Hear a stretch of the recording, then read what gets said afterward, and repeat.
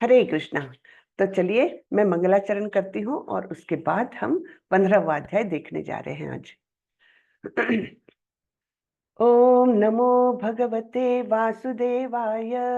ओम नमो भगवते वासुदेवाय। ओम नमो भगवते वासुदेवाय। ओम अज्ञानतिमिरान्धस्य ज्ञानाञ्जनशलाकया चक्षुरुन्मीलितं येन तस्मै श्रीगुरवे नमः। श्रीचैतन्यमनोभीष्टं स्थापितं येन भूतले स्वयं रूपः कदा मह्यं ददाति स्वपदान्तिकं। वन्देऽहं श्रीगुरो श्रीयुतपदकमलं श्रीगुरुन् वैष्णवांश्च श्रीरूपं साग्रजातं सहगण रघुनाथान्वितं तं सजीवं साद्वैतं सावधूतं परिजनसहितं कृष्ण चैतन्य देवं श्रीराधा कृष्ण पादान् सहगण ललिता श्री विशाखान्वितांश्च। हे कृष्ण करुणा सिंधु दीनबंधु जगतपते गोपेश गोपिका कांत श्री राधा कांत नमोस्तुते। तप्त कांचन गौरांगी राधे वृंदावनेश्वरी वृषभानुसुते देवी प्रणमामि हरिप्रिये। नमो विष्णुपदाय कृष्णपृष्ठाय भूतले श्रीमते भक्ति वेदांत स्वामी इति नामिने। नमस्ते सारस्वते देवे गौरवाणी प्रचारिणे निर्विशेषाय शून्यवादी पाश्चात्य देशतारिणे। जय श्री कृष्ण चैतन्य प्रभो नित्यानंदा श्री अद्वैत गदाधर श्रीवासादि गौर भक्त वृंदा। हरे कृष्णा कृष्णा कृष्णा हरे हरे हरे राम राम राम हरे हरे। हरे कृष्णा सभी को। सॉरी मेरा गला बहुत खराब है, थोड़ा सा आज के दिन टॉलरेट करिएगा। हरे कृष्णा। अच्छा, मुझे एक बात बताने में बड़ी खुशी हो रही है। हमारे पिछले ही बैच की एक स्टूडेंट थी, आप लोगों को शायद याद होगा, क्षमा माता जी, आरती मिश्रा नाम की अपनी एक छात्रा थी। तो वो मुझे वहां पर मिली, मुझे बड़ी खुशी हुई। वो आकर के मुझे मिले, मैंने तो उन्हें नहीं देखा था, लेकिन वो आकर के मिले और बोला कि मैं आपकी स्टूडेंट रही हूँ। वो मुझे माता बड़ा जी अच्छा। मंगल आरती में भी रोज रहती हैं, है ना? मंगल आरती में रहती है, भागवतम में रहती है। बहुत हाँ, अच्छी बात है, यानी बहुत ज्यादा दिन नहीं हुए उसका उनसे जुड़ के, लेकिन बहुत हाँ। रेगुलर हो गई है। और वहां पर भी आई थी, तो मुझे बड़ी खुशी आपको भी हुई। मैं देखता हूँ, रेगुलर आप रहते हो, जी है जी, ना? मैं तो रहती हूँ जी। तो ये बड़ी अच्छी बात है ना? तो बहुत फुल प्रगति कर माता ली जी। उसने। अभी अभी पिछले बैच में ही थी शायद वो, लेकिन तुरंत से उसने पिकअप कर लिया सब। तो सॉफ्ट ओपनिंग में मेरी आपसे दर्शन हो गया था भगवान कब की दिन। कब पिछले साल सॉफ्ट ओपनिंग में। हाँ, सॉफ्ट ओपनिंग में तो हम मिले थे। चलिए, हरे कृष्णा। तो मैं शेयर करती हूँ। हरि बोल हरि हरे हरे कृष्ण। हरे कृष्ण। ये कहाँ पर है शेयर का?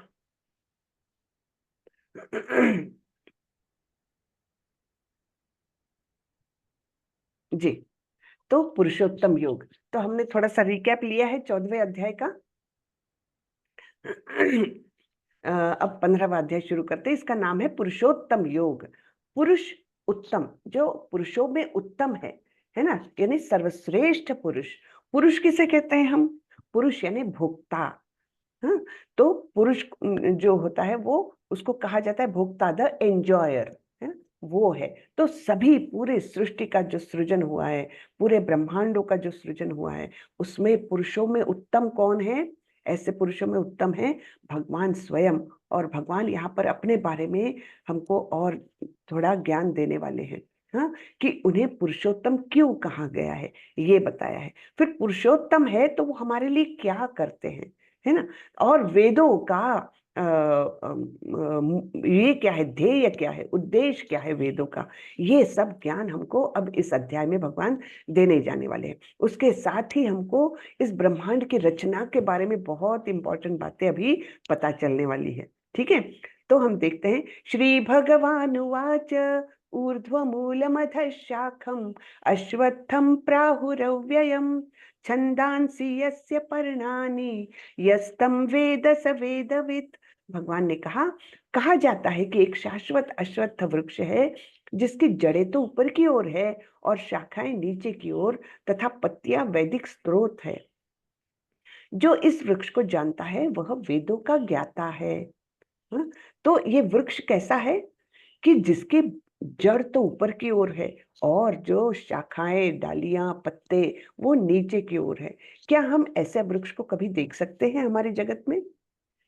हाँ, कहीं देख सकते हैं?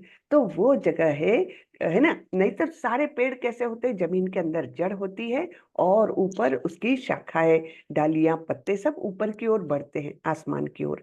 लेकिन इस वृक्ष का वर्णन किया गया है कि जड़ उसकी ऊपर है और उसके नीचे नीचे सारे शाखाएं, डालियां हैं। तो ऐसा वृक्ष हमको कहाँ देखने मिलता है? अगर हम किसी जलाशय के किनारे खड़े हैं और उस जलाशय के किनारे पर एक बड़ा सा वृक्ष लगा हुआ है, तो उस वृक्ष का प्रतिबिंब जो हमको पानी में दिखता है वो उस प्रकार का होता है। कैसा कि हमको लगता है, ऐसा महसूस होता है, ऐसा आभास होता है कि इसकी जड़ ऊपर की ओर है और पत्ते वगैरह नीचे की ओर जा रहे हैं, है ना? तो ये प्रतिबिंब में ही पॉसिबल है। तो इसका मतलब ये है कि भगवान बताना चाह रहे हैं कि ये जो शाश्वत ये जो भौतिक जगत है वो किसी का प्रतिबिंब है। तो जब प्रतिबिंब है तो असली भी चाहिए, है ना? यानी जो प्रतिबिंब हमारा भौतिक जगत है उसी का ओरिजिनल जो है वो आध्यात्मिक जगत है। तो आध्यात्मिक जगत का ये प्रतिबिंब स्वरूप है। तो जो भी यहाँ पर है वो वहां पर भी है, आध्यात्मिक जगत में निश्चित रूप से है। लेकिन कैसा? परवर्टेड स्वरूप में है हमारे यहाँ, है ना? तो जैसे हमारे यहाँ जो हम प्रेम बोलते हैं जिसको, ये प्रेम भावना, ये असली प्रेम भावना नहीं। असली प्रेम तो केवल आध्यात्मिक जगत में है। यहाँ पर उसका परवर्टेड रिफ्लेक्शन हम महसूस कर सकते हैं। नियरेस्ट प्रेम की परिभाषा है वो नियरेस्ट माँ और बच्चे के बीच में होती है। बाकी प्रेम नहीं रहता, वो दूसरी ही कुछ भावना है, लेकिन उसको हम प्रेम समझते हैं। ठीक है ना? तो ऐसे ही सारी भावनाएं जो है या सारे ही यहाँ पर हम जो भी महसूस करते हैं, जो देखते हैं, वो असली में क्या है? असली में आध्यात्मिक जगत में वो अलग स्वरूप में है और यहाँ पर उसका परवर्टेड स्वरूप हम देख सकते हैं। तो ये कहा जाता है कि एक शाश्वत अश्वत्थ वृक्ष है जिसकी जड़ें तो ऊपर की ओर है और शाखाएं नीचे की ओर तथा पत्तियां क्या है इसकी? वैदिक स्तोत्र। हाँ, वैदिक स्तोत्र, वैदिक ज्ञान इसमें है। लेकिन वैदिक ज्ञान में भी हम बहुत भूल करते हैं। ठीक है, उसके बारे में आगे बताएंगे। वैदिक स्तोत्र तो है ये, लेकिन उसमें से जो अर्थ हम निकालते हैं वो थोड़ा सा परवर्टेड हो जाता है फिर से। ठीक है, तो हम आगे देखने वाले हैं हम वैदिक ज्ञान को क्या समझते हैं, है ना? वो भी आगे जाके देखेंगे। तो जो इस वृक्ष को जानता है वह वेदों का ज्ञाता है। इस वृक्ष के स्वरूप को जो जानता है उसको वेदों का ज्ञान हो गया। हम्म, तो यहाँ पर हम श्रीला प्रभुपाद का तात्पर्य पढ़ेंगे। श्रीला प्रभुपाद की जय। भक्ति योग की महत्ता की विवेचना के बाद यह पूछा जा सकता है कि वेदों का क्या प्रयोजन है। इस अध्याय में बताया गया है कि वैदिक अध्ययन का प्रयोजन कृष्ण को समझना है। अतएव जो कृष्ण भावना भावित है, जो भक्ति में रत है, वह वेदों को पहले से जानता है। कितना शॉर्ट में बराबर प्रभुपाद जी ने अच्छे से बता दिया हमको।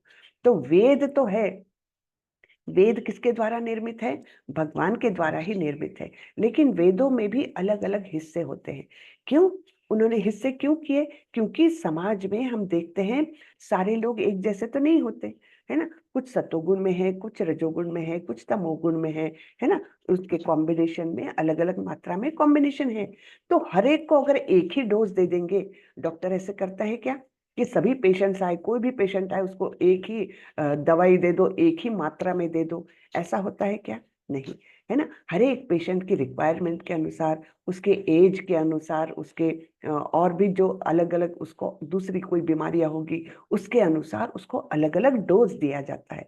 वैसे ही भगवान ने वेदों में भी अलग अलग लोगों के लिए अलग अलग उसमें सेक्शंस बनाए हैं, लेकिन हम लोग क्या है उसको समझ नहीं पाते हैं। अलग अलग सेक्शन है वेदों के, जिसमें एक में है कर्म कांड, जो जनरली तामसिक लोगों के लिए है ना। तामसिक लोगों को कुछ तो एक्टिविटी में लाए। हाँ, तामसिक लोग कैसे रहते हैं, हमने देखा पिछले अध्याय में कि वो आलसी रहते हैं। हाँ, प्रमाद पूर्ण रहता है उनका बिहेवियर, और नींद बहुत आती है उनको। तो ऐसे तामसिक लोगों को कम से कम एक्शन में लाने के लिए कुछ कर्म कांडों को बताया गया है ना। फिर कर्म कांड, फिर ज्ञान कांड, फिर उपासना कांड, ऐसे अलग अलग सेक्शंस है उसमें, और वो अलग अलग लोगों के लिए दिए गए हैं। लेकिन होता क्या है, सभी लोग कर्म कांड में फंस के रह जाते हैं कि वेदों में बताया गया है ये कर्म कांड करना है, तो कुछ हवन यज्ञ, कुछ उपास, और ये इसमें उलझे रह जाते हैं वे, है ना। इस देवी के पास जाना, उस देवता के पास जाना, और उनसे कुछ सकाम मतलब सकाम इच्छा लेकर जाना, इस प्रकार से उसी में उलझे रहते हैं। लेकिन वेद बनाने के पीछे भगवान का उद्देश्य क्या है? वो उद्देश्य है कि हम सब भगवान को जाने, है ना। भगवान को समझना, ये वेदों का उद्देश्य है। और वो वेदों का प्रयोजन हमारे समाज में कहीं तो भी गायब हो गया है ना। कोई समझते ही नहीं कि वेद इसके लिए है। लेकिन आसानी से हम अगर कृष्ण भावना भावित हो जाते हैं, भक्त हो जाते हैं, तो हम अपने आप उसके उद्देश्य को जानते हैं। उद्देश्य है कृष्ण को जानना। इस प्रकार अगर हम उद्देश्य को जान गए तो अल्टीमेटली ये है कि हम पहले से वेदों को जान गए। तो इस प्रकार ये बताया गया है कि वेदों का उद्देश्य हमें समझना चाहिए। तो इस भौतिक जगत में के बंधन की तुलना अश्वत्थ के वृक्ष के से कही गई। अश्वत्थ का वृक्ष आप लोगों ने देखा होगा, बरगद का पेड़, है ना, जिसमें ऐसे वो लटकने आ जाती है ना, बड़ी बड़ी लटकने आ जाती। कई बार तो वो लटकने इतनी बढ़ जाती है कि वो खुद भी जमीन में धंस जाती है, और अपने आप में वो भी एक पेड़ बन जाती है। तो ऐसे जुड़े हुए है ना। कई कई वृक्ष ऐसे हैं जो 200-500 साल पुराने होते हैं, और फिर वे अपने आप में इतना विशाल सा क्षेत्र ऑक्यूपाई कर लेते हैं कि बस। और इसमें अनेक अनेक मतलब मदर मदर ट्री कौन सा है ये पहचानना भी मुश्किल हो जाता है। हाँ, सभी उसकी डालियां जो है वो अपने आप में वृक्ष बनती जाती है, तो चिपके हुए इस प्रकार से वो अपने आप में बहुत बड़ा एरिया कवर करते हैं। सॉरी। तो इस भौतिक जगत के बंधन की तुलना अश्वत्थ के वृक्ष से की गई है। जो व्यक्ति सकाम कर्म में लगा है, उसके लिए इस वृक्ष का कोई अंत नहीं। सकाम कर्म में कौन लगे रहते हैं? सारे कर्मी। यहाँ पर जो हम भौतिक जगत में हैं अभी, कलयुग में जो है, वो 99.99% हम लोग क्या है, रजोगुण में है, सकाम कर्मों में लगे हुए हैं। बहुत थोड़े से कुछ है तो वो तो तमोगुण में है, और बहुत ही कम लोग हैं जो सतोगुण में है। तो इस प्रकार हम देखते हैं कि सभी लोग यहाँ पर हम लोग सकाम कर्मी हैं। तो ऐसे लोग क्या करते हैं, वह एक शाखा से दूसरी में, दूसरी से तीसरी में घूमता रहता है। तो ये शाखाएं क्या है? शाखाएं दिखाती है योनियां। तो एक योनि से दूसरी योनि, दूसरी से तीसरी, ऐसे करते करते हम सारे जीव इस भौतिक जगत के बंधन में अटके ही रहते हैं। तो करना क्या है? तो इससे बाहर निकलने की विधि को जानना आवश्यक है कि किस प्रकार हम इससे बाहर निकले। तो ये जानना आवश्यक है, इसका भी ज्ञान यहाँ पर दिया गया है। तो हम आगे बढ़ते हैं। तो यहाँ पर बहुत लंबा सुंदर सा पर्पट दिया है प्रभुपाद जी ने। आप लोग शांति से इसको जरूर पढ़े, बहुत अच्छा है। हाँ, तो ये देखिए, थोड़ा सा और पढ़ लेती हूँ। यह वृक्ष वास्तविक वृक्ष का प्रतिबिंब होने के कारण वास्तविक प्रतिरूप है।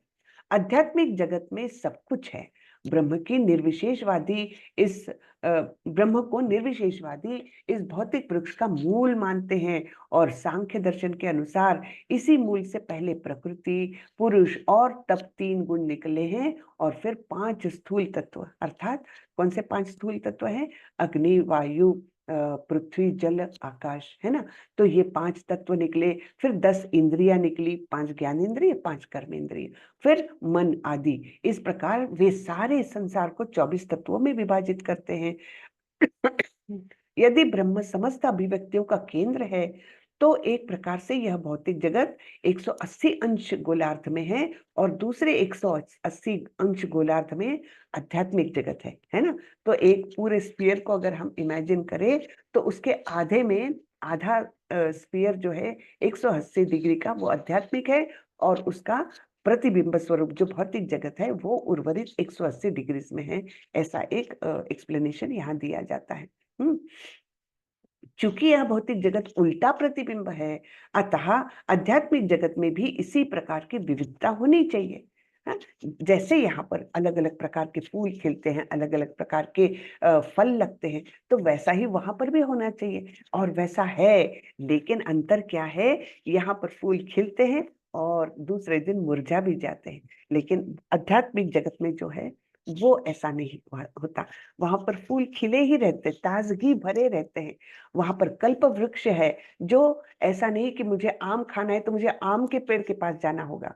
वहां के कल्प वृक्ष जो मन में आए वो चीज आपको देते हैं, है ना। मुझे एक पेड़ के नीचे जाकर इच्छा हुई कि मुझे आम भी खाना है, जाम भी खाना है, पपैया भी खाना है, चलिए सभी फल वहां पर उपस्थित हो जाएंगे। मुझे अगर इच्छा हुई कि मुझे अच्छा सा गरम गरम पुलाव खाना है, तो वो भी उपलब्ध है। कल्प वृक्ष है, आप कल्पना करिए, उसकी मांग करिए तो वो वृक्ष आपको दे देता है ना। तो इस प्रकार से यहाँ पर परवर्टेड है, यहाँ पर बहुत लिमिटेड है, लेकिन वहां पर संपूर्ण रूप से है। फिर आगे बढ़ते हैं। अधश्चोर्ध्वं प्रसृतास्तस्य शाखा गुण प्रवृद्धा विषय प्रवालः, अधश्च मूलान्यनुसंततानि कर्मानुबंधीनि मनुष्यलोके। इस वृक्ष की शाखाएं ऊपर तथा नीचे फैली हुई है, और प्रकृति के तीनों गुणों द्वारा पोषित है। इसकी टहनियां इंद्रिय विषय है। इस वृक्ष की जड़ें नीचे की ओर भी जाती है, जो मानव समाज के सकाम कर्मों से बंधी हुई है ना। जो लटकने आती है ना, वो क्या बताती है? वो सकाम कर्मों से बंधी हुई जड़ें वो बताती है। जड़ें नीचे की ओर भी जाती है। तो इस प्रकार इसका वर्णन है कि वृक्ष की शाखाएं वैसे ऊपर और नीचे जाती है। इसका एक चित्र हमने लेवल 1 में देखा था। तो उसमें कैसे बताया था? वो जड़ ऊपर है, उस पर ब्रह्मा जी स्थित है, उसके नीचे जो लगी हुई डालियां हैं, शाखाएं हैं, उस पर सारे देवी देवता स्थित है ना। और फिर उससे नीचे आए तो यक्ष, गंधर्व, किन्नर वगैरह वो लोग हैं, और उसके नीचे आए तब मानव समाज चालू होता है। और मानव समाजों में भी पहले सत्वगुणी व्यक्ति रहेंगे, रजोगुणी, तमोगुणी, ऐसे नीचे नीचे जाते हैं। उसके बाद पशु योनियां चालू होती है, और फिर नीचे तक, फिर जलज, जो जल में रहने वाले प्राणी हैं वो सब आते हैं।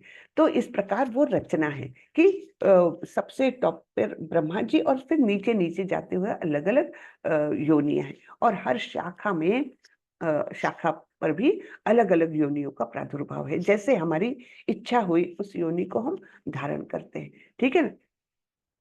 तो इस प्रकार के ये अश्वत्थ वृक्ष का वर्णन हुआ है। अब हम जानते हैं वृक्ष का पोषण कैसे होता है।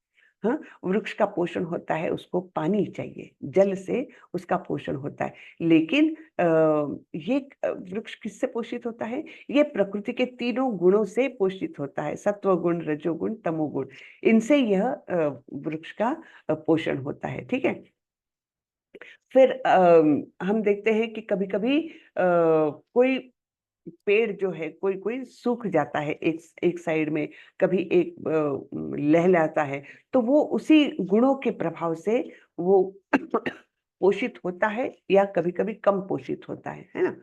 फिर वृक्ष की टहनियां जो है वो इंद्रिय विषय है। इंद्रिय विषय क्या है? स्पर्श, गंध, रूप, है ना। ये जो है हम इंद्रियों के माध्यम से हम उसका ग्रहण करते हैं।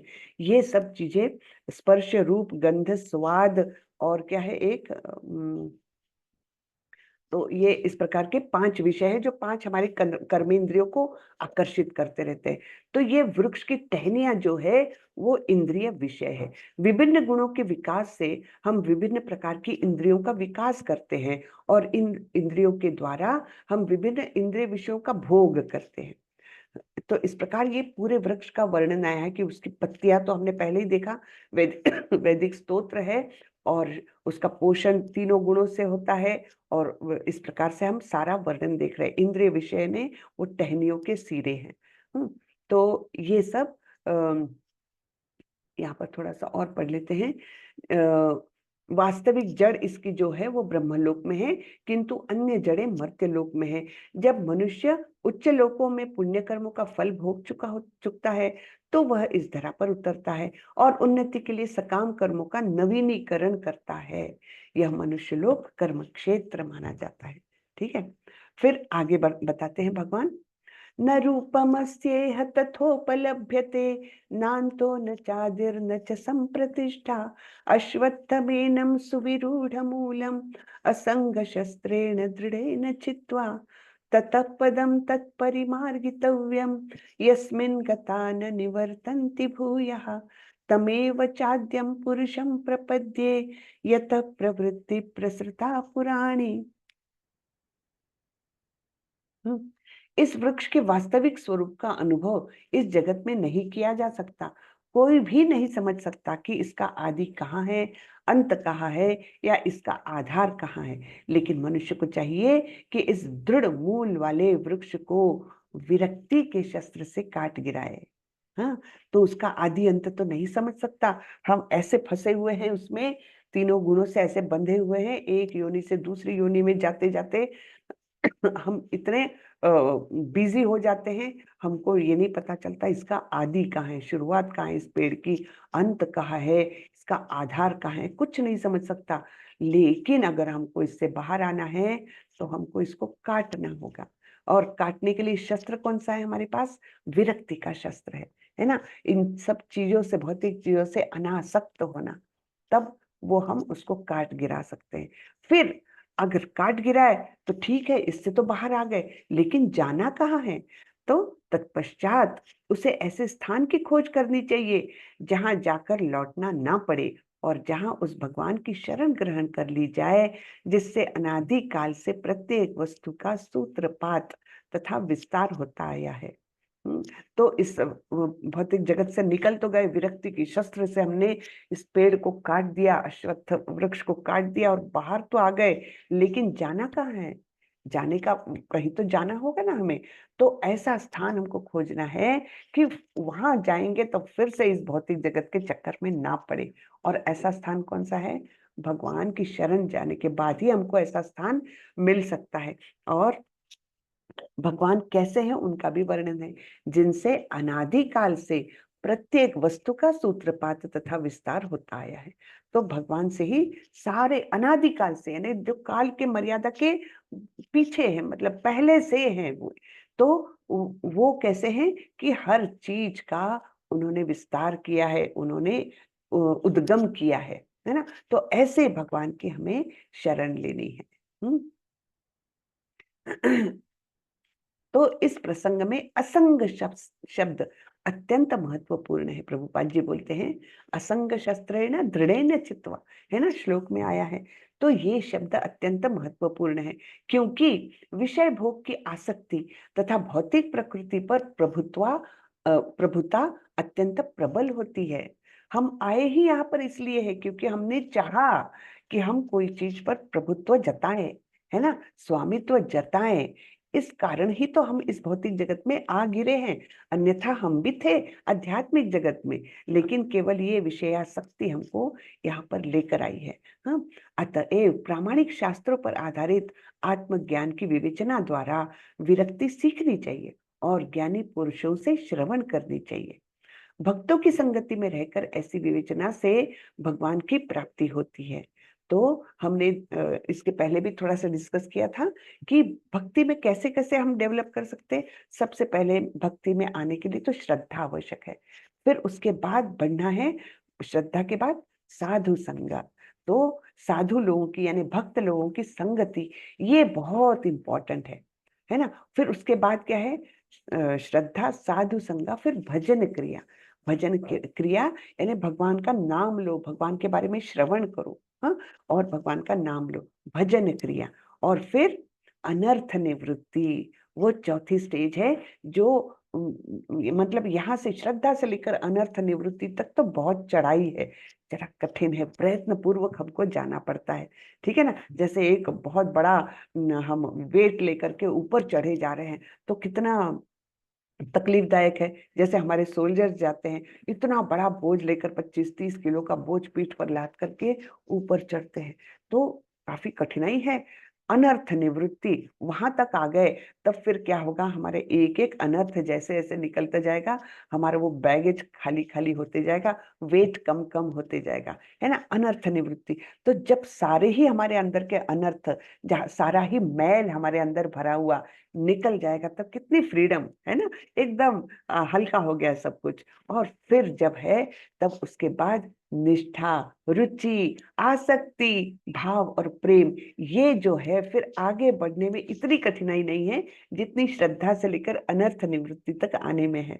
हाँ, तो ये मतलब इसलिए भक्तों की संगति बहुत ही इम्पोर्टेंट है ना। श्रद्धा, साधु संग, श्रद्धा तो थोड़ी बहुत है, इसलिए तो हम थोड़ा तो सुनने आए हैं यहाँ पर, लेकिन उसके बाद अगर डेवलप करना है तो साधु संग, भजन क्रिया, अनर्थ निवृत्ति, ये स्टेजेस हमको पार करनी है। ठीक है, आगे बढ़ते हैं। निर्माण मोहाजित संग दोषा, अध्यात्म नित्या विनिवृत्त कामः, द्वंद्वैर्विमुक्तः सुख दुःख संगैर, गच्छन्त्य मूढ़ा पदमव्ययं तत्। जो झूठी प्रतिष्ठा, मोह तथा कुसंगति से मुक्त है, जो शाश्वत तत्व को समझते हैं, जिन्होंने भौतिक काम को नष्ट कर दिया है, जो सुख तथा दुख के द्वंद्व से मुक्त है, और जो मोह रहित होकर परम पुरुष के शरणागत होना जानते हैं, वे उस शाश्वत राज्य को प्राप्त करते हैं, है ना। तो हमने देखा था कि असंग शस्त्रेण दृढ़ेन चित्वा, वो तो हमने काट दिया, फिर बाहर आकर हमको क्या करना है, खोज करना है ऐसे स्थान की जहां जाकर हमको वापस ना आना पड़े, है ना। और फिर उसके शरणागत, भगवान के शरणागत होना है। लेकिन ये कौन कर सकता है, ये जो झूठी प्रतिष्ठा, मोह तथा कुसंगति से मुक्त है, जो शाश्वत तत्व को समझते हैं, है ना, कि ऐसा कुछ है जो शाश्वत है। यहाँ तो भौतिक जगत में सब कुछ नश्वर लगता है ना, लेकिन ऐसा कुछ है, ऐसा स्थान है जो शाश्वत है। तो जिन्होंने भौतिक काम को नष्ट किया है, भौतिक आसक्ति को नष्ट कर दिया है, और जो सुख और दुख के द्वंद्व से मुक्त है ना, तो जो स्थिर बुद्धि हो जाता है, समभाव रखता है, जीवन के सारे द्वंद्वों के प्रति जिसका समभाव है, वो सुख दुख हो, मान अपमान हो, यश अपयश हो, अनेक प्रकार के द्वंद्व आते हैं जीवन में, उनसे वो मुक्त है, उनमें समभाव रख सकता है। तो और जो मोह रहित होकर परम पुरुष के शरणागत होना जानते हैं। परम पुरुष के शरणागत होना भी कोई आसान काम नहीं है। कैसे हम शरणागत हो सकते हैं, हमको जो क्रिया करनी है वो भगवान को प्रसन्न करने के लिए करनी है। हाँ, अनुकूलस्य संकल्पो, यानी भगवान को जो चीजें अच्छी लगे, जो उनको प्रसन्न कर सके, ऐसे काम करने का संकल्प लेना है। और क्या, अनुकूलस्य संकल्प, प्रतिकूलस्य वर्जनम। हाँ, जो भी भगवान को अप्रसन्न करने वाली बातें हैं, उनको वर्जित कर देना है, वो नहीं करना है। अब भगवान को नाराज करने वाली कौन सी बातें हो सकती है, जैसे हम हिंसा करें, भगवान को पसंद नहीं है ना। अगर हम किसी का धन लूट ले, भगवान को पसंद नहीं है। तो ऐसी चीजें जो नो नो है बिल्कुल वैदिक शास्त्रों के अनुसार, उनसे उनको बिल्कुल वर्जित करना है हमको जीवन से। और इस प्रकार भगवान के शरण हम धीरे धीरे प्राप्त कर सकते हैं। उसमें शरणागति की भी 6 स्टेजेस बताई गई है। ठीक है, तो लेकिन ये प्राथमिक चीजें हैं कि अनुकूल से संकल्पो और प्रतिकूलस्य वर्जनम, ये दो चीजें तो प्राथमिक अवस्था में, ठीक है। तो ये जो जानते हैं वे उस शाश्वत राज्य को प्राप्त होते हैं।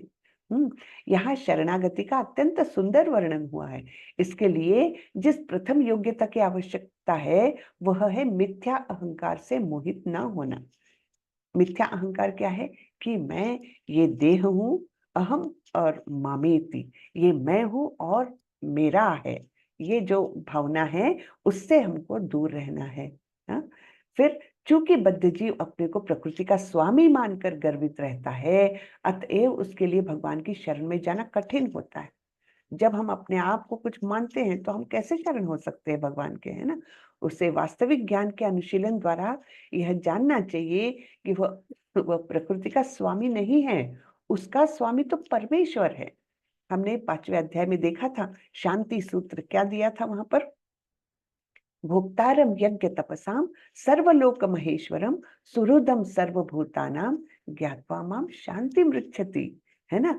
तो जो ये जानता है कि भगवान ही सभी के सर्वलोक महेश्वरम, सभी लोकों के स्वामी तो वो है और असली भोक्ता भी वो ही है, एंजॉयर, है ना, वो ही है।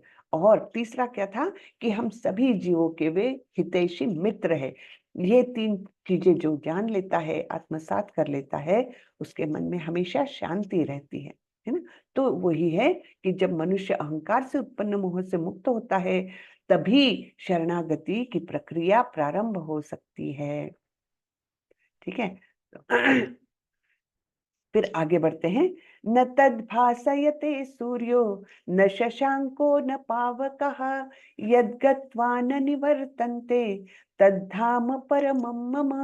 अब भगवान अपने धाम का वर्णन कर रहे हैं, अपने घर का वर्णन कर रहे हैं वे, है ना। उन्होंने बोला था क्या, पहले तो इससे भौतिक जगत से निकलो विरक्ति के शस्त्र द्वारा, फिर उस स्थान की खोज करो और फिर मेरे शरणागत आकर तुम मेरे स्थान को प्राप्त कर सकते हो।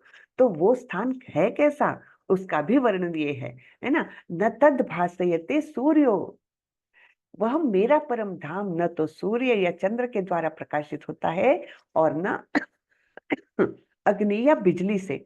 जो लोग वहां पहुंच जाते हैं वे इस भौतिक जगत में फिर से लौट कर नहीं आते। तो कितना सुंदर वर्णन है। वहां चांद तारे सूरज इनके रोशनी की आवश्यकता ही नहीं, वो स्वयं प्रकाशित है। तो ऐसा ये वर्णन आता है। और वहां पर जो एक बार पहुंच गया वो वापस नहीं आता। अब आप बोलोगे कि लेकिन हम पहली बार भी तो आए थे, तो क्यों नहीं दूसरी बार क्यों नहीं आ सकते। हम्म क्यों ऐसा बोल रहे हैं भगवान की, जो एक बार वहां जाता है, यहां से वहां जाता है, वो वापस लौट के नहीं आता। क्यों ऐसे बोल रहे हैं। पहली बार तो हम आए थे, पहली बार तो हमने इच्छा की थी कि हमको स्वामित्व जताना है, हमको भी भोग करना है। भगवान ही क्यों स्वामी है, हम भी स्वामी बनना चाहते हैं। ये इच्छा करके ही तो हम इस धरातल पर आए। और फिर अगर यहाँ से जाएंगे, हो सकता है कुछ वर्षों बाद हमको फिर से इच्छा हो जाए कि चलो हमको थोड़ा एंजॉय करना है। वैसा क्यों नहीं होगा, यहाँ भगवान क्यों ऐसे बोल रहे हैं कि वापस नहीं आओगे। तो वो इसलिए कि एक बार की ये मेमोरी हमारे दिमाग में बैठ गई ना, तो भगवान उसे भूलने नहीं देते, है ना। आगे जाकर भगवान बताने वाले हैं 15वें श्लोक में क्या, कि मैं ही तुमको स्मृति देता हूं और मैं ही तुमको विस्मृति भी देता हूं और मैं ही तुमको ज्ञान भी देता हूँ। सर्वस्य चाहम हृदय सन्निविष्टो, मैं तुम्हारे हृदय में बैठकर तुम्हें ज्ञान देता हूँ, स्मृति देता हूँ, विस्मृति देता हूँ। तो जब एक बार हमने ये अनुभव कर लिया है, भौतिक जगत का इस दुखदायक जीवन का हमने अनुभव कर लिया है, तो वहां जाने के बाद भी भगवान उसको हमारी स्मृति में रखते हैं, उसको भूलने नहीं देते। और जब वो स्मृति जागृत है तो हम फिर से वो गलती नहीं करते, है ना। जैसे एक बार केले के छिलके में से पैर फिसल गया तो दोबारा जाते समय केले का छिलका दिखा तो आदमी बहुत सावधान होता है। वैसा ही यहाँ पर भगवान हमको वो स्मरण रखते, उसको विस्मृति नहीं होने देते, और इसलिए हम यहाँ पर वापस नहीं आते, ठीक है। आगे बढ़ते हैं। ममैवांशो जीवलोके जीवभूतः सनातनः मनः षष्ठानि इंद्रियाणि प्रकृतिस्थानि कर्षति। इस बद्ध जगत में सारे जीव मेरे शाश्वत अंश हैं। बद्ध जीवन के कारण वे 6 इंद्रियों से घोर संघर्ष कर रहे हैं, जिनमें मन भी सम्मिलित है। हाँ, तो भगवान हम कौन है? हम जीव यानी कौन है? हम है भगवान के शाश्वत अंश। तो ये अगर ज्ञान हमको है तो हम असली अहंकार, जो मिथ्या अहंकार नहीं, असली अहंकार हमने रखना चाहिए। मैं हूँ कौन? मैं सामान्य नहीं हूँ, मैं भगवान का अंश हूँ। सारे ही जीव भगवान के अंश हैं, है ना? लेकिन हमारा क्या होता है, बद्ध जीवन के कारण हम बंधे हुए हैं प्रकृति के 3 गुणों से, है ना? तो बद्ध जीवन के कारण वे 6 इंद्रियों से, अब 6 इंद्रियां कहाँ से आई? 5 इंद्रियां हम जानते हैं, 5 कर्मेंद्रिय, तो छठवां इंद्रिय है मन। ठीक है? तो 6 इंद्रियों से घोर संघर्ष कर रहे हैं, जिनमें मन भी सम्मिलित है।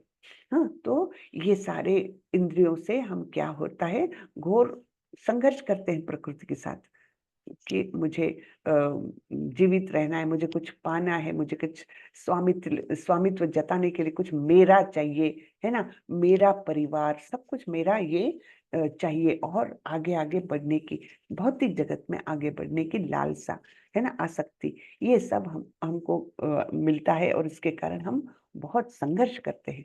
हाँ, every day is like a war, है ना? हमारे सामान्य लोगों के लिए every day is like a war. तो यही होता है कि इस घोर संघर्ष में मनुष्य पड़ा रहता है। आगे भगवान बोलते, देखिए बहुत सुंदर पर्पस लिखे, तात्पर्य लिखे हैं प्रभुपाद जी ने, आप लोगों ने पढ़ना चाहिए। मुझे आशा है आप सबके पास भगवत गीता यथारूप है। हाँ, ऐसे मैं आशा करती हूँ, और ये भी आशा है कि आप सभी लोग क्विज कर रहे होंगे, जिससे कि इसके बाद आप लेवल 3 में भी जा सकते हैं, जहाँ पर बहुत सुंदर 3 बुक्स पढ़ाई जाएगी आपको। एक है ईशोपनिषद, एक है दूसरी है उपदेशामृत, और तीसरी है भक्ति रसामृत सिंधु। ठीक है? तो ये तीनों किताबों का आप आस्वादन ले सकते हैं लेवल 3 में जाने के बाद। फिर आगे भगवान बोलते हैं, शरीरम यदवाप्नोति यच्चाप्युत्क्रामतीश्वरः गृहीत्वैतानि संयाति वायुर्गन्धानि वाशयात्।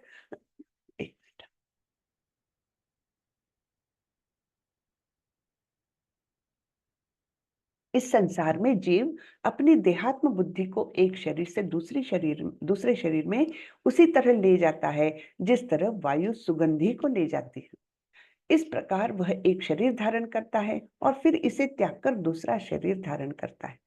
तो ये देहात्म बुद्धि है ना, देहात्म बुद्धि से जुड़ी हुई इच्छाएं, आकांक्षाएं, ये सब हमारे मन में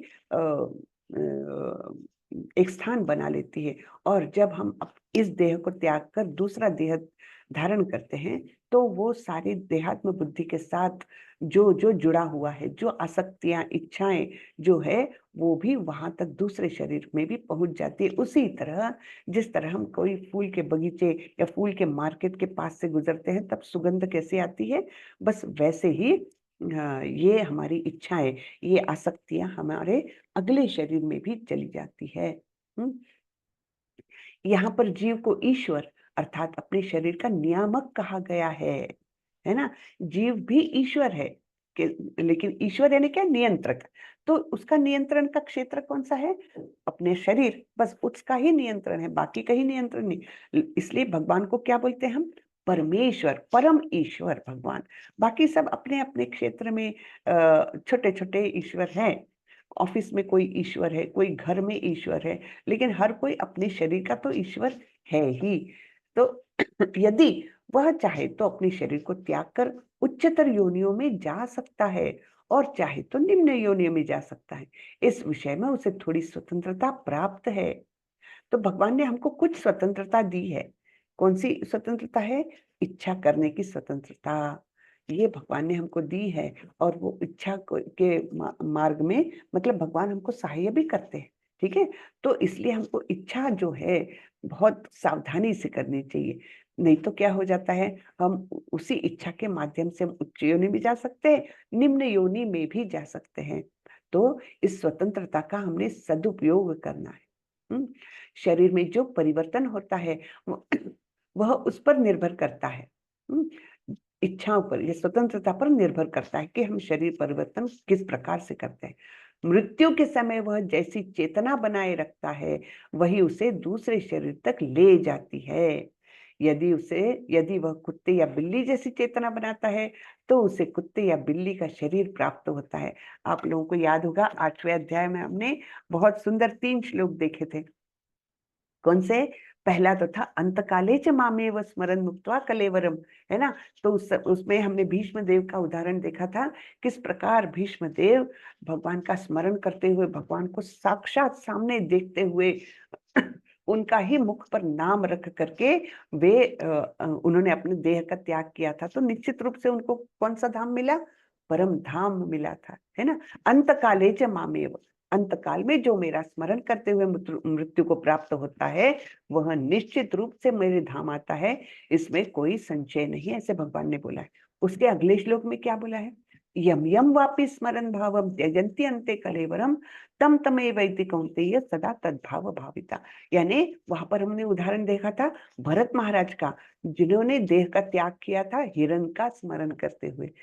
तो अगला जन्म उनको कौन सा मिला था? हिरण का, है ना। तो यम यम वापी, जिस जिस भाव में हम मृत्यु को प्राप्त होते हैं उसी भाव को हम प्राप्त करते हैं आगे जा करके। और फिर तीसरा क्या था श्लोक? तस्मात् सर्वेषु कालेषु माम अनुस्मर युध्य च, है ना। इसलिए सब समय मेरा स्मरण करो हे अर्जुन, ऐसे भगवान ने 3 श्लोकों में बिल्कुल अच्छे से बताया था। तो वही यहाँ पर भी है कि हम जैसी चेतना बनाए रखेंगे मृत्यु के समय, वैसे ही शरीर हमको प्राप्त हो जाता है। ठीक है। आगे बढ़ते हैं। श्रोत्रम श्रोत्रम चक्षुस्पर्शनं च रसनं घ्राणमेव च अधिष्ठाय मनश्चायं विषयानुपसेवते। इस प्रकार दूसरा स्थूल शरीर धारण करके जीव विशेष प्रकार के कान, आंख, नाक, जीभ तथा स्पर्श इंद्रिय त्वचा प्राप्त करता है, जो मन के चारों ओर संपुंजित है। इस प्रकार वह इंद्रिय विषयों के विशिष्ट समुच्चय का भोग करता है ना। तो दूसरा स्थूल शरीर, जैसे अभी तो मनुष्य देह है, अगला शरीर समझो उसको कुत्ते का मिल गया, तो फिर उसको ये सारी इंद्रिय तो मिलेगी, और फिर मन कैसा है? मन तो उसी देह को अपना मानने लगेगा, यानी वो ये तो भूल जाएगा कि वो मनुष्य था, या वो स्मृतियां भी उसकी चली जाएगी। नहीं तो क्या हो जाएगा? बड़ा कंफ्यूजन। इसलिए भगवान विस्मृति भी देते हैं, है ना, कि जिससे कि कंफ्यूजन ना हो भाई। नहीं तो कुत्ते के शरीर में मनुष्य के समान तुम बिहेव करोगे, गड़बड़ हो जाएगी। तो वो मन भी क्या है? उसी को अपना देह को ही खुद मान करके वो कुत्ते के समान ही रहना जानता है फिर, है ना। वो कुत्ते का ही जीवन पसंद करने लगता है। जैसे मैंने कल भी बताया था कि कैसे इंद्र भगवान को एक बार सूकर का शरीर प्राप्त हुआ था, और वो इतने आनंदित थे उसमें, उनकी पत्नियां और उसमें ढेर सारे बच्चे, मल मूत्र सब कुछ मतलब भोग करके, और वो उसी में खुश थे। तो नारद मुनि को आना पड़ा उनको रिमाइंड करने के लिए कि आप इंद्रदेव हो, चलिए आप अपने स्थान पर चलिए, बहुत हो गया यहाँ पर सूकर के जीवन में। लेकिन वो जाने को तैयार नहीं, वो बोले नहीं नहीं, मैं तो बड़ा आनंद में हूँ, देखो मेरा परिवार कितना बड़ा है। हाँ, तब नारद मुनि ने उनको बहुत समझा करके लेकर गए थे। तो ये किस लिए होता है? क्योंकि हम जिस देह को धारण करते हैं उसी में हम अपना बड़ा संतोष पा लेते हैं। तो ये ऐसा है कि ये सारे इंद्रिय प्राप्त होते हैं और मन के चारों ओर ये संपुंजित है ना, मन उसको कंट्रोल करने लगता है। हाँ, इस प्रकार वो एक विशिष्ट इंद्रिय भोग, मतलब इंद्रिय के समूह का भोग करता है। आगे बढ़ते हैं। उत्क्रामंतम स्थितम वापि भुंजानम वा गुणान्वितम विमूढ़ा नानुपश्यन्ति पश्यन्ति ज्ञान चक्षुषः। मूर्ख न तो समझ पाते हैं कि जीव किस प्रकार अपना शरीर त्याग सकता है, न ही वे यह समझ पाते हैं कि प्रकृति के गुणों के अधीन वह किस तरह के शरीर का भोग करता है। लेकिन जिसकी आंखें ज्ञान में प्रशिक्षित होती है वह यह सब कुछ देख सकता है। तो ज्ञान का प्रशिक्षण यानी क्या? हाँ, आंखें ज्ञानमय है, यानी ज्ञान से प्रशिक्षित है, यानी क्या, यानी उसको ये सब जानकारी है वैदिक शास्त्रों के माध्यम से, गुरु के माध्यम से, भक्तों की संगत के माध्यम से उसको यह ज्ञान है कि जीव किस प्रकार अपने शरीर का त्याग करता है, दूसरा शरीर धारण करता है, फिर दूसरे शरीर में ही अपने आप को वही समझ करके उससे मतलब एक आइडेंटिफाई वो करने लगता है और इसी प्रकार वो भोग करता है। तो यहाँ तात्पर्य में प्रभुपाद जी बोलते हैं, श्रीला प्रभुपाद की जय, ज्ञान चक्षुषा शब्द अत्यंत महत्वपूर्ण है। बिना ज्ञान के कोई ना तो यह समझ सकता है कि जीव इस शरीर को किस प्रकार त्यागता है, नहीं यह कि वह अगले जीवन में कैसा शरीर धारण करने जा रहा है, अथवा यह कि वह विशेष प्रकार के शरीर में क्यों रह रहा है। क्यों हम अगला शरीर एक प्रकार का प्राप्त करते हैं? क्योंकि हमने वैसे इच्छाएं की। हाँ, इच्छा और कर्म ये दो चीजें हैं जो हमारा अगला देह निश्चित करते हैं, है ना। इस जन्म में जैसे कर्म होंगे, जैसी इच्छाएं होंगी, वैसा ही हमको अगला शरीर मिलेगा। इसलिए हमने अपनी इच्छाएं और कर्म जो है बहुत ध्यान पूर्वक करने चाहिए। आगे बढ़ते हैं। यतन्तो योगिनश्चैनं पश्यन्त्यात्मन्यवस्थितं यतन्तोऽप्यकृतात्मानो नैनं पश्यन्त चेतसः। आत्म साक्षात्कार को प्राप्त प्रयत्नशील योगी जन यह सब स्पष्ट रूप से देख सकते हैं, लेकिन जिनके मन विकसित नहीं है और जो आत्म साक्षात्कार को प्राप्त नहीं है, वे प्रयत्न करके भी यह नहीं देख पाते कि क्या हो रहा है। हाँ? तो ये योगी जन जो इस मार्ग पर है, आध्यात्मिक मार्ग पर है, ज्ञान के मार्ग पर है, तो ये स्थित्यंतर जो कुछ है, एक देह से दूसरे देह में जाने का, ये सब कुछ स्पष्ट रूप से देख सकते हैं। लेकिन जिनको इस प्रकार का ज्ञान ही नहीं है, जिनका मन इतना विकसित ही नहीं है, वो कैसे देख पाएंगे, है ना। उनको नहीं समझ में आता। यदादित्यगतं तेजो जगद्भासयतेऽखिलं यच्चंद्रमसि यच्चाग्नौ तत्तेजो विद्धि मामकम्। सूर्य का तेज जो सारे विश्व को अंधकार से दूर करता है, मुझसे ही निकलता है। चंद्रमा तथा अग्नि के तेज भी मुझसे ही उत्पन्न है।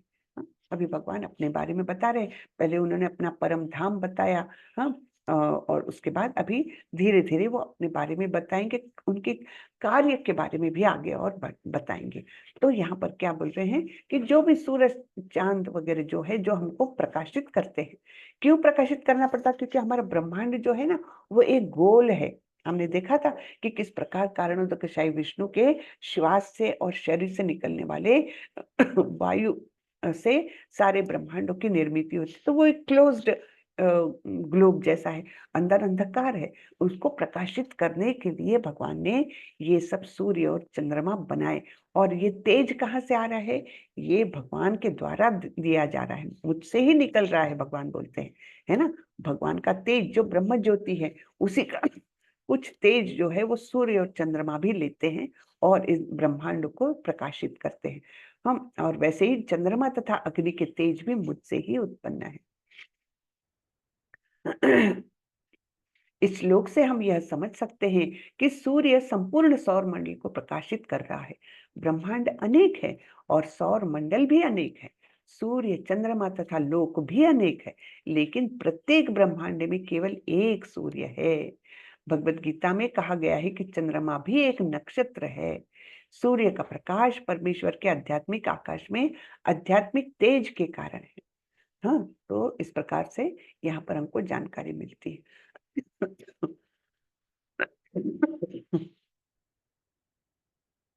गामाविश्य च भूतानि धारयाम्यहमोजसा पुष्णामि चौषधि सर्वः सोमो भूत्वा रसात्मकः।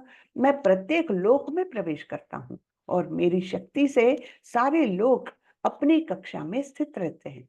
मैं चंद्रमा बनकर समस्त वनस्पतियों को जीवन रस प्रदान करता हूँ। हाँ, तो भगवान क्या करते हैं? देखिए उनका कार्य क्षेत्र कितना बड़ा है है ना, वे प्रत्येक लोक में प्रवेश करते हैं और फिर उनको अपनी अपनी कक्षा में स्थिर करते हैं। नहीं तो क्या होगा, अलग अलग ग्रह अलग अलग कक्षा में कहीं भी घूमने लग जाएंगे तो टकराएंगे। लेकिन भगवान ने ऐसा ये किया है, ऐसी अपनी शक्तियां उन्होंने बताई है कि सारे ग्रहों को वे अपनी अपनी कक्षा में ही सीमित रखते हैं, वो इधर उधर भटकते नहीं है। और इस प्रकार सारा सब कुछ जो है ब्रह्मांडों का जो कार्यक्षेत्र का कार्यक्रम है वो सब सुचारू रूप से चलता रहता है, कोई किसी से टकरा नहीं रहा, अपने अपने क्षेत्र में सब लोग है ना। और वैसे ही चंद्रमा बनकर मैं समस्त वनस्पतियों को जीवन रस प्रदान करता हूँ। अब अभी तक तो हम जानते थे, हमारे साइंटिस्ट बताते हैं कि सूर्य के द्वारा जो सूर्य के प्रकाश में जो फोटोसिंथेसिस होता है उससे सारे पेड़ पौधे अच्छे से पोषित होते हैं। लेकिन यहाँ तो भगवान अलग बता रहे हैं। क्या बता रहे हैं कि चंद्रमा जो है वो वनस्पतियों को जीवन रस देता है। ठीक है, तो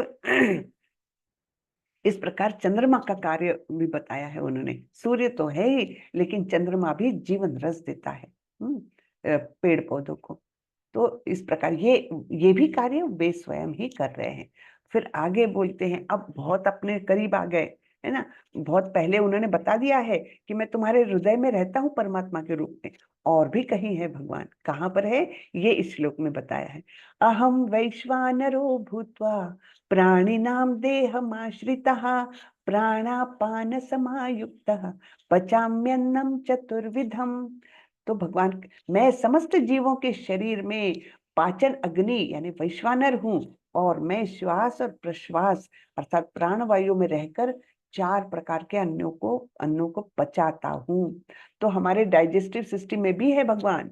हाँ, जो हम बोलते हैं ना, जठराग्नि प्रज्वलित हो गया तो भूख लगती है, बहुत जोर की भूख लगती है, जठराग्नि प्रज्वलित हो गया, तो वो अग्नि है कौन? वो वैश्वानर यानी भगवान स्वयं है वो। हाँ, और तो और हमारा जो पाचन क्रिया है वो करते हैं। अब पाचन क्रिया में भी ये प्राण वायु जो है वो अन्नों को पचाता है, उसमें भी भगवान स्वयं रहते हैं।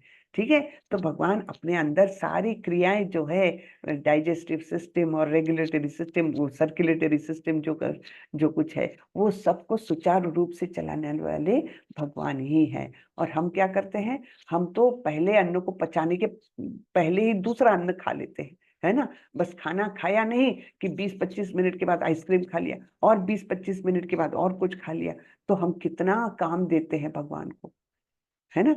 तो हमने कम से कम ये सोचना चाहिए, भैया भगवान को भी जरा बीच में रेस्ट दो थोड़ी सी। है ना, ये एक के बाद एक कुछ ना कुछ डालते जा रहे हैं हम जठर में, तो उनको भी तो बहुत काम बढ़ जाता है, करते रहते हैं वो हमारे लिए, है ना। ठीक है, आगे बढ़ते हैं। ये बड़ा ही इंपॉर्टेंट श्लोक आया, इसको प्रभुपाद जी बहुत बार कोट करते हैं, है ना। सर्वस्य चाहम हृदि सन्निविष्टो मत्तः स्मृतिर्ज्ञानमपोहनं च वेदैश्च सर्वैरहमेव वेद्यो वेदांत कृत वेद विदेव चाहम। मैं प्रत्येक जीव के हृदय में आसीन हूँ और मुझसे ही स्मृति, ज्ञान तथा विस्मृति होती है। मैं ही वेदों के द्वारा जानने योग्य हूँ। निस्संदेह मैं वेदांत का संकलन करता तथा समस्त वेदों का जानने वाला हूँ। ठीक है, तो यहाँ पर क्या बताया है, मैं प्रत्येक जीव के हृदय में आसीन हूँ। वो तो हम जानते हैं परमात्मा स्वरूप में वे हैं, लेकिन करते क्या है वो परमात्मा स्वरूप में बैठकर? वे करते हैं, हमको स्मृति देते हैं, ज्ञान देते हैं और विस्मृति भी देते हैं। तो विस्मृति क्यों देते हैं भाई? विस्मृति इसलिए कि नहीं तो हम कोई अगर बहुत बड़ी दुखद घटना हो गई जीवन में, तो उसको भूल नहीं पाएंगे, तो उसी से ग्रसित रहेंगे, हमारा सामान्य जीवन एकदम बर्बाद हो जाएगा, है ना। तो इसके लिए हम ये विस्मृति जो है वो भी बहुत ही आवश्यक है। वैसे ही एक जन्म से दूसरे जन्म जाते समय स्मृति तो ले जाते हैं, जैसे वायुर्गंधा निवास है, थोड़ी देर पहले हमने पढ़ा कि किस प्रकार वो देहात्म बुद्धि से जुड़े हुई जो आकांक्षाएं, इच्छाएं हैं, वो ले जाता है। लेकिन उसके साथ विस्मृति भी आवश्यक है, नहीं तो क्या हो जाएगा, वो पहले ही देहात्म बुद्धि को लेकर गया तो सब गड़बड़ हो जाएगी। इसलिए ये स्मृति, ज्ञान और विस्मृति तीनों चीजें बहुत आवश्यक है और वो भगवान ही देते हैं। हाँ, फिर बोलते हैं भगवान कि वेदों के द्वारा जानने योग्य मैं ही हूँ। वेदों के द्वारा और कुछ जानना नहीं है, जानने योग्य मैं ही हूँ, और मैं ही वेदांत का संकलन करता और वेदों को जानने वाला भी हूँ, जानने योग्य भी हूँ और जानने वाला भी हूँ। इस प्रकार ये केवल भगवान ही है। व्यासदेव द्वारा श्रीमद् भागवत के रूप में किया गया वेदांत सूत्र का भाष्य वेदांत सूत्र की वास्तविक सूचना प्रदान करता है। भगवान इतने पूर्ण है कि बद्ध जीवों के उद्धार हेतु वे उसके अन्न के प्रदाता एवं पाचक है, उसके कार्यकलापों के साक्षी है तथा वेदों के रूप में ज्ञान के प्रदाता भी है। वे भगवान श्री कृष्ण के रूप में भगवत गीता के शिक्षक है, वे बद्ध जीव द्वारा पूज्य है। इस प्रकार ईश्वर सर्व कल्याणप्रद तथा सर्व दयामय है। सर्व कल्याणप्रद तथा सर्व दयामय, इस प्रकार से भगवान का वर्णन है ना। द्वाविमौ पुरुषौ लोके क्षरश्चाक्षर एव च, क्षर सर्वाणि भूतानि कूटस्थोक्षर उच्यते। जीव दो प्रकार के हैं, च्युत तथा अच्युत। भौतिक जगत में प्रत्येक जीव च्युत अर्थात क्षर होता है और आध्यात्मिक जगत में प्रत्येक जीव अच्युत अर्थात अक्षर कहलाता है। तो हम जानते हैं भौतिक जीवन में कितनी पॉपुलेशन है, टोटल पॉपुलेशन के 1/4। जैसे जेल में पॉपुलेशन कम होती है सिटी के अनुपात में, वैसे ही भौतिक जगत में भी कम है पॉपुलेशन आध्यात्मिक जगत की तुलना में।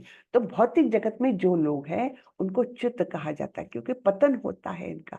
हम लोग पतन होकर ही तो इधर आए हैं और फिर और पतन होता रहता है हमारा, तो इसलिए हम च्युत हैं, पतन होने वाले, है ना। और भगवान को हमने देखा है कई श्लोकों में भगवान को अर्जुन ने कैसे संबोधित किया है, अच्युत करके संबोधित किया है। ठीक है, तो यहाँ पर च्युत यानी हम लोग जो भौतिक जगत में अटके हुए जीव है, बद्ध जीव है, उनको च्युत बोला है या क्षर बोला है। हाँ, और फिर आध्यात्मिक जगत में जो भगवान के पार्षद है, अनेक भक्त लोग वहां पर गए हैं, हमारे प्रभुपाद जी भी वही हैं, तो वो लोग कैसे कहलाते हैं, वे अच्युत है, उनका पतन नहीं होता है ना। यद गत्वा न निवर्तन्ते तद धाम परमम मम। जो वहां पर जाता है वो फिर से भौतिक जगत में लौट कर नहीं आता, ऐसे बोला है ना भगवान ने 2-3 श्लोक पहले ही। तो वो जाते हैं तो वो अच्युत हो जाते हैं, जिनका पतन नहीं होता, या उनको अक्षर भी कहा जाता है। इस प्रकार के दो जीवों का वर्णन यहाँ पर है, च्युत और अच्युत। फिर उत्तमः पुरुषस्त्वन्यः परमात्मेत्युदाहृतः यो लोकत्रयमाविश्य बिभर्त्यवय ईश्वर। इन दोनों के अतिरिक्त यानी च्युत और अच्युत या क्षर और अक्षर, इन दोनों पुरुषों के अतिरिक्त एक परम पुरुष परमात्मा है जो साक्षात अविनाशी भगवान है और जो तीनों लोकों में प्रवेश करके उनका पालन कर रहा है। तो ये कौन है, ये भगवान श्री कृष्ण है। ये भगवान है जो परम पुरुष है। हाँ, ये दोनों जीवों के अतिरिक्त है, जिनका ना आदि है ना अंत है ना। और ये सर्व मतलब व्याप्त है, सर्वव्यापी भी है, और वैसे ही वे नित्य गोलोक वृंदावन में वास भी करते हैं। ऐसे जो है ये परम पुरुष जो है उनको परमात्मा बोला है भगवान ने, और वे अविनाशी भगवान हैं। और ये करते क्या है, सभी लोकों का पालन करते हैं, सभी लोकों में प्रवेश करते हैं, चाहे वो मृत्यु लोक रहे चाहे वो स्वर्ग लोक रहे, जो भी सारे ही लोकों में प्रवेश करते हैं और उनका पालन कर रहे हैं, है ना। यस्मात् क्षरमतीतोऽहम् अक्षरादपि चोत्तमः अतोऽस्मि लोके वेदे च प्रथितः पुरुषोत्तमः। चूंकि मैं क्षर तथा अक्षर दोनों के परे हूँ और चूंकि मैं सर्वश्रेष्ठ हूँ, अतएव मैं इस जगत में तथा वेदों में परम पुरुष के रूप में विख्यात हूँ। तो क्षर और अक्षर इन दोनों जीवों के, दोनों प्रकार के जीवों से अलग ये है, और वे सर्वश्रेष्ठ है। तो इसलिए उनको सभी जगह पर क्या कहा गया है, परम पुरुष कहा गया है। ठीक है, भगवान कृष्ण से बढ़कर कोई नहीं है, न तो बद्ध जीव न मुक्त जीव, अतएव वे पुरुषोत्तम है। अब यह स्पष्ट हो चुका है कि जीव तथा भगवान व्यष्टि है। व्यष्टि है यानी क्या, इंडिविजुअल, अलग अलग है, इंडिविजुअल आत्माएं हैं, जीवात्माएं, और भगवान भी अलग एक है ना। अंतर इतना है कि जीव चाहे बद्ध अवस्था में रहे या मुक्त अवस्था में, वह शक्ति में भगवान की अकल्पनीय शक्तियों से बढ़कर नहीं हो सकता। चाहे आध्यात्मिक जगत में गए हुए परम सिद्ध, परम भक्त लोग भी क्यों न हो, फिर भी भगवान की शक्ति के आगे भी कुछ नहीं है। तो यह सोचना गलत है कि भगवान तथा जीव समान स्तर पर है या सब प्रकार के से एक समान है। ये सोचना एकदम गलत है ना। जैसे एक समुद्र का पानी कितना है और एक चम्मच में लिया हुआ पानी कितना है, वो हम तुलना कर सकते हैं भगवान की और विभु आत्माओं की। छोटी सी आत्मा है, हम लोग विभु आत्मा है, भगवान परम आत्मा है ना। तो हम लोग क्वालिटेटिवली तो उनके समान ही है। जैसे एक चम्मच हम समुद्र का पानी ले, उसमें जितना जो क्वालिटी होगी, जो एनालिसिस करने के बाद हमको पता चलेगा कि इसमें इतना परसेंट सॉल्ट है, इसमें इतना परसेंट ये है, जो कुछ है वो जो क्वालिटेटिव एनालिसिस से हमको पता चलेगा, बिल्कुल वही सब कुछ क्वालिटेटिवली समुद्र के पानी में है। लेकिन क्वांटिटी वाइज एकदम अलग है ना। वो चम्मच का पानी तो इतना सा है और समुद्र का पानी तो इतना विशाल है। वैसे ही हमारा और भगवान का अंतर है। हम क्वालिटेटिवली भगवान के समान है क्योंकि भगवान के अंश है हम। हाँ, ममैवांशो जीवलोके, भगवान ने बताया है इसके पहले श्लोकों में। तो हम तो भगवान के अंश है, इसलिए क्वालिटेटिवली हम एक समान हैं, क्वांटिटेटिवली बिल्कुल नहीं। इसलिए हम समान स्तर पर नहीं हो सकते, है ना। इनके व्यक्तित्व में सदैव श्रेष्ठता तथा निम्नता बनी रहती है। वो श्रेष्ठ है, हम निम्न है। उत्तम शब्द अत्यंत सार्थक है। भगवान भगवान से बढ़कर कोई नहीं है। तो ये हमने याद रखना चाहिए कि भगवान से बढ़कर तो कोई हो ही नहीं सकता। यो मामेवम सम्मूढ़ो जानाति पुरुषोत्तमं स सर्वविद भजति माम सर्वभावेन भारत। जो कोई भी मुझे संशय रहित होकर पुरुषोत्तम भगवान के रूप में जानता है, वह सब कुछ जानने वाला है। अतएव हे भरत पुत्र, वह व्यक्ति मेरी पूर्ण भक्ति में रत होता है। तो अगर हमारे मन में जरा भी संशय नहीं हो और हम भगवान को पुरुषोत्तम मानते हैं, है ना, सभी पुरुषों में उत्तम भगवान, भगवान अर्थात षड ऐश्वर्य युक्त, है ना, ऐसे भोक्ता, पुरुष यानी भोक्ता और सबसे उत्तम भोक्ता। हाँ, तो ऐसे जो जानता है भगवान को, वो सब कुछ जानता है। फिर ये आखिरी श्लोक आता है, इति गुह्यतमं शास्त्रम इदं मुक्तं मया नघ एतद् बुद्ध्या बुद्धिमान्यात् कृतकृत्यश्च भारत। हे अनघ, अनघ यानी जो पाप से मुक्त है, अनघ, वह यह वैदिक शास्त्रों का सर्वाधिक गुप्त अंश है जिसे मैंने अब प्रकट किया है। जो कोई इसे समझता है वह बुद्धिमान हो जाएगा और उसके प्रयास पूर्ण होंगे। ठीक है, तो ये सबसे अच्छा गुप्त ज्ञान, गुप्त अंश है वैदिक शास्त्रों का।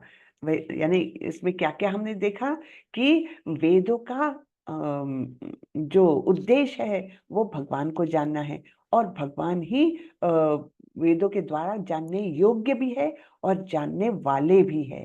तो ये सब जो है ये वेदों का गुप्त अंश है और इसको अभी भगवान ने प्रकट किया है ना। तो जो कोई इसे जानेगा वो बुद्धिमान है और उसके सारे प्रयास पूर्ण हो जाएंगे। तो भगवान ने यहाँ स्पष्ट किया है कि यही सारे शास्त्रों का सार है और भगवान ने इसे जिस रूप में कहा है उसे उसी रूप में समझना चाहिए। इस तरह मनुष्य बुद्धिमान तथा दिव्य ज्ञान में पूर्ण हो जाएगा। दूसरे शब्दों में, भगवान के इस दर्शन को समझने तथा उनकी दिव्य सेवा में प्रवृत्त होने से प्रत्येक व्यक्ति प्रकृति के गुणों के समस्त कल्मश से मुक्त हो सकता है। तो यह ज्ञान जो है वो हमें सारे हमारे कल्मशों से मुक्ति दिला सकता है।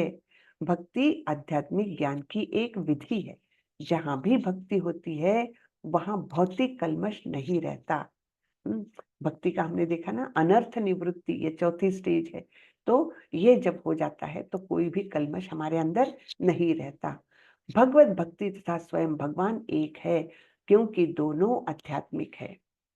भक्ति परमेश्वर की अंतरंगा शक्ति के भीतर होती है।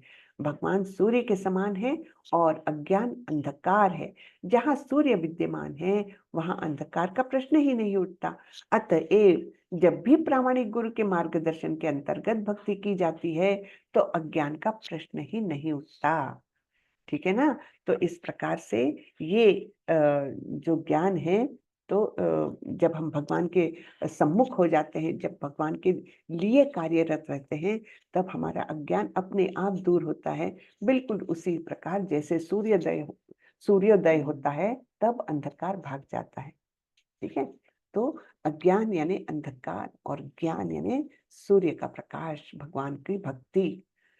चलिए, हरे कृष्णा। तो ये अध्याय यहाँ पर खत्म होता है। किसी को कुछ प्रश्न हो तो पूछिएगा। सुधीर प्रभु जी, पूछिए प्रभु। हरे कृष्णा माता जी, दंडवत प्रणाम।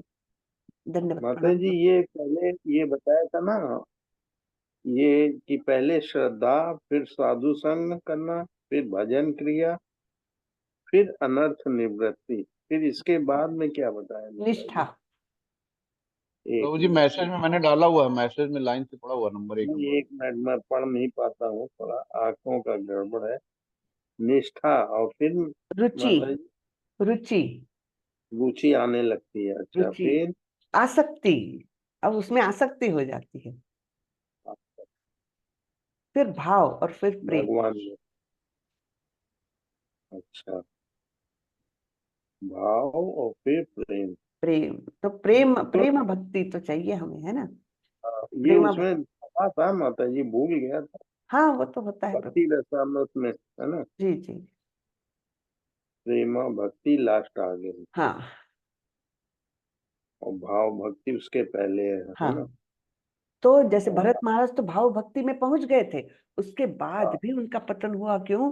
क्योंकि उनको वो हिरण से आसक्ति हुई थी। हम्म। हाँ, तो इसलिए। और एक चीज माता जी ये पूछनी थी कि अब इसमें अभी पहले एक अध्याय में बताया था ना, 180 अंश का वो सब, वो कि हाँ, इसी में बताया था। तो वो उसमें मेरा ये कहना था जी। कि पहले माता जी ये बताया गया था कि आध्यात्मिक जगत 2/3 और 1/3 भौतिक जगत है ना। हाँ हाँ। देखिए, ये तो वर्णन हो रहा है एक, और इसको प्रतिबिंब कहा जा रहा है, इसलिए वो एक्सप्लेनेशन के लिए बताया है। उसको एग्जैक्टली वो मत लो। साइज वाइज मैंने बताया ना, पॉपुलेशन वाइज, ये साइज वाइज वो तो बहुत बड़ा है हमसे। 2/3 और ये 1/3 इतना है, या 1/4 है ना। थ्री मतलब फोर्थ ये एंड 1/4 ऐसा है ये। लेकिन वो तो मतलब एक्सप्लेनेशन देने के लिए है प्रभु। आपको किसने, कौन जाकर के मेजर कर सकता है ये सब। और ये भी 180 इसलिए बताया है कि जैसे हम प्रतिबिंब देखते हैं तब क्या होता है, ऊपरी भाग अलग और नीचे का भाग अलग, है ना। तो उसके लिए, एक्सप्लेनेशन के लिए वो बताया है प्रभु। ठीक बात है। जी। बहुत हरे अच्छा कृष्ण। रहा माता जी। ये बहुत ही क्लिष्ट अध्याय है। अच्छा, सुंदर पुरुषोत्तम है। योग क्षेत्र क्षेत्रज्ञ वाला है, हम्म। लेकिन बार बार सुनने से क्लियर होता है। जी जी। बार बार सुनने से होता है। हरे कृष्णा। किसी को कुछ प्रश्न हो तो पूछिए। हरे कृष्णा माता जी। हरे कृष्णा जी। हरे कृष्णा माता जी। हरे कृष्णा, बोलिए। पहले ऐसे समझ में आता था, मतलब वेदों के बारे में थोड़ी क्यूरियोसिटी थी कि आखिर उनमें क्या लिखा होगा। लेकिन ये वाले अध्याय से कुछ कुछ समझ में आया कि कृष्ण भक्ति हाँ, कृष्ण ही भक्ति सर्वोपरि होता। है। यानी वेदों का सार फिर अपने आप अपने ध्यान में आ जाता है अगर हम भक्ति में लगते हैं कृष्ण के, है ना। तो वो उसमें अंतर्भूत है। भक्ति में ये सारा वेदों का ज्ञान भी अंतर्भूत हो जाता है, अपने आप ही आ जाता है। जी ऐसा। माता जी, बहुत बहुत अच्छा माता जी। जी, हरे कृष्णा। हरे कृष्णा। और किसी को कुछ पूछना है, पूछिए।